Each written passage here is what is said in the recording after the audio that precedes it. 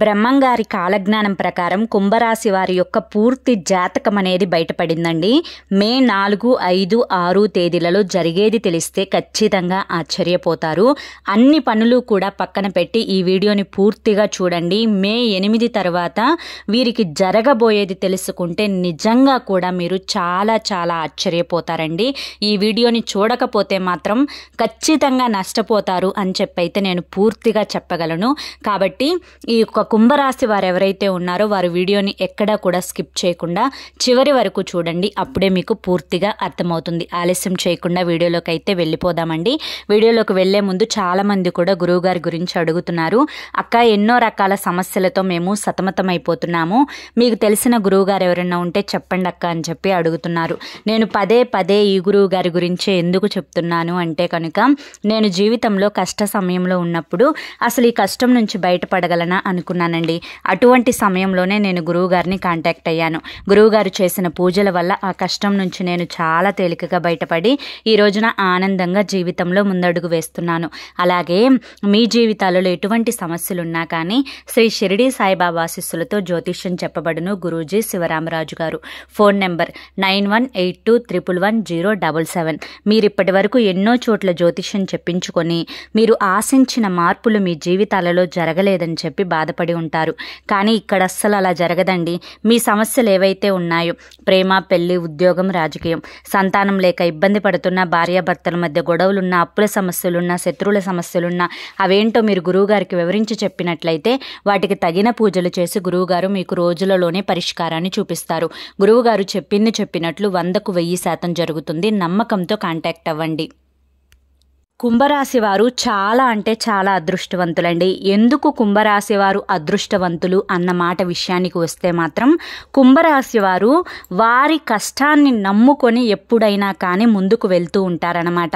ఎప్పుడూ కూడా ఎదుటి వారి మీద ఆధారపడాలి, ఎదుటి వారి చేత పనులు చేపించుకోవాలి, ఎదుటి వారి యొక్క మాట సహాయం కోసం మేము వేచి చూడాలి, కాచుకొని కూర్చోవాలి అని చెప్పి ఇటువంటివేవి కూడా మనసులో పెట్టుకోరు.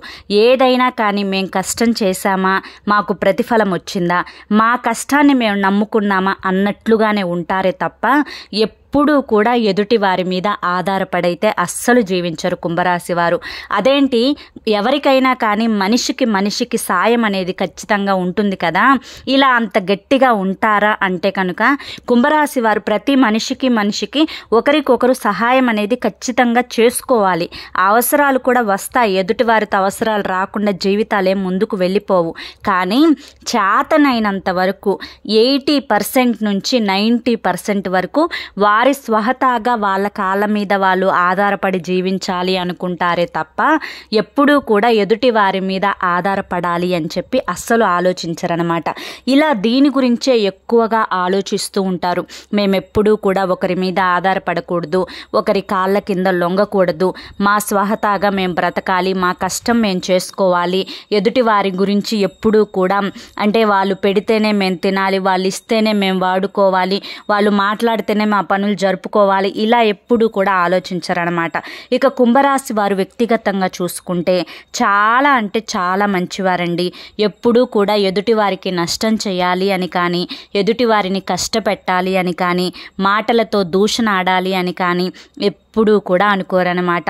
అందరూ బాగుండాలి, అందులో మనం కూడా ఉండాలి అని చెప్పి ఆలోచించే గొప్ప మనసు కుంభరాశి వారిది. ఇక కుంభరాశి వారికి బ్రహ్మంగారి యొక్క కాలజ్ఞానం ప్రకారం, ఎందుకంటే ఈ వీడియోని మీరు చూస్తున్నారు అంటే కనుక చాలా అంటే చాలా అదృష్టవంతులండి. ఎందుకంటే ప్రతి మనిషికి కూడా జీవితంలో ఎన్నో రకాల కష్టాలు వస్తాయి, నష్టాలు వస్తాయి. ఆ కష్టం నుంచి, ఆ నష్టం నుంచి ముందుగానే మనం తప్పించుకోవడానికి భగవంతుడు మనకి కొన్ని పరిష్కార మార్గాలను చూపిస్తూ ఉంటారు. ఆ పరిష్కార మార్గాలు మీకు ముందే తెలుసుకొని కనుక ఆ కష్టాల నుంచి, నష్టాల నుంచి మీరు తప్పించుకోగలిగారు అంటే కనుక నిజంగా చాలా అంటే చాలా అదృష్టవంతులుగా మిమ్మల్ని చెప్పుకోవచ్చు అనమాట. కాబట్టి ఈ వీడియో చూస్తున్న ప్రతి ఒక్కరూ కూడా అదృష్టవంతులు. బ్రహ్మ రాసిన రాతని ఎవ్వరూ కూడా తప్పించలేరు అని చెప్పి అంటూ ఉంటారు. అదేవిధంగా బ్రహ్మంగారి యొక్క కాల జ్ఞానాన్ని కూడా ఎవరూ మార్చలేరు అని చెప్పి చెప్తూ ఉంటారు. బ్రహ్మంగారి యొక్క కాల జ్ఞానంలో ప్రతిదీ కూడా రాసింది రాసినట్టు పొల్లుపోకుండా మనం జరగడం ఇప్పుడు చూస్తూనే ఉన్నాము.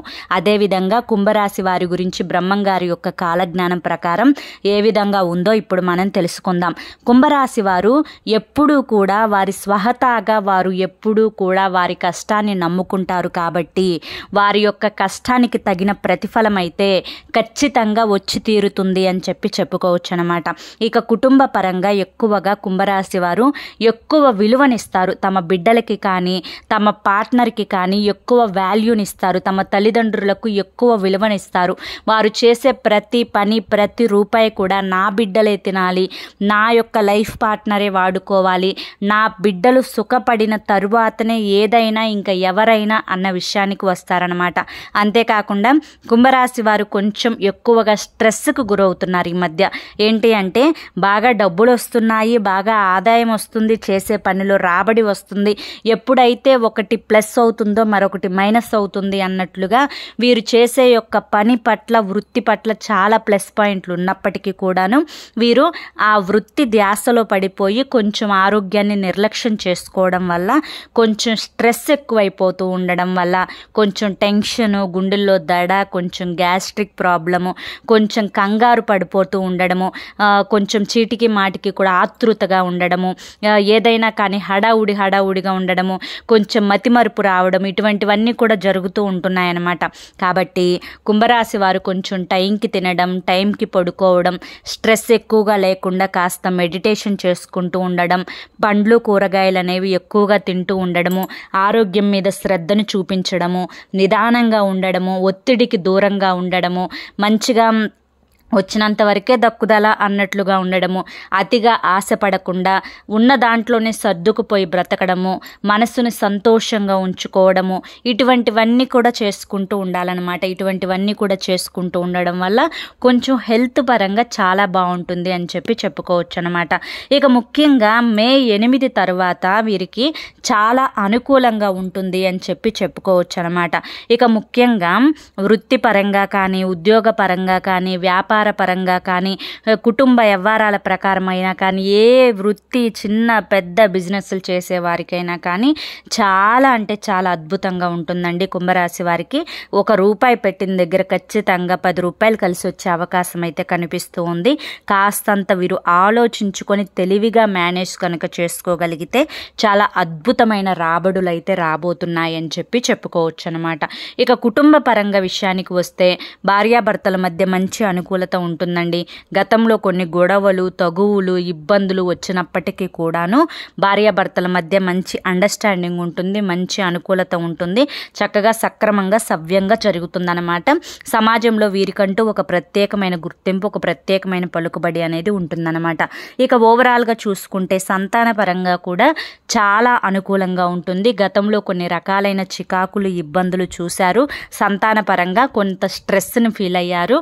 కానీ ఇప్పుడు అవన్నీ కూడా సర్దుమణిగిపోయి సంతాన పరంగా కూడా చాలా అనుకూలంగా ఉంటుంది అని చెప్పుకోవచ్చు అనమాట. ఇక తల్లిదండ్రుల పరంగా కూడా చాలా అనుకూలంగా ఉంటుంది.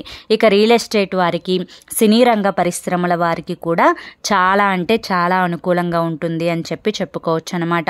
ఇక ముఖ్యంగా లవర్స్ ఎవరైతే ఉన్నారో లవర్స్ పరంగా కూడా కొన్ని గొడవలు, చికాకులు, ఎడబాటులు, తగువులు ఇవన్నీ కూడా ఏర్పడ్డాయి గతంలో. వాటన్నింటి వల్ల కూడా చాలా మనస్తాపం చెంది కూడా ఉన్నారనమాట. అసలు మ్యారేజ్ అవుతుందా అవ్వదా అనే సందిగ్ధంలో కూడా ఉన్నారు.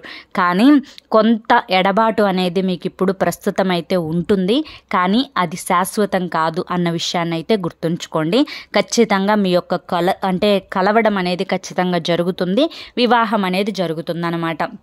ఇక సంతానం కోసం ఎవరైతే ఎదురు చూస్తూ ఉన్నారో సంతాన పరంగా కూడా మీకు సంతాన భాగ్యం అయితే కలిగే అవకాశం అయితే ఉందండి. ఎవరైతే PCOS థైరాయిడ్ ప్రాబ్లమ్స్తో సఫర్ అవుతూ ఉన్నారో వాళ్ళకి కూడా చాలా అద్భుతంగా ఉండే అవకాశం అయితే ఉందండి.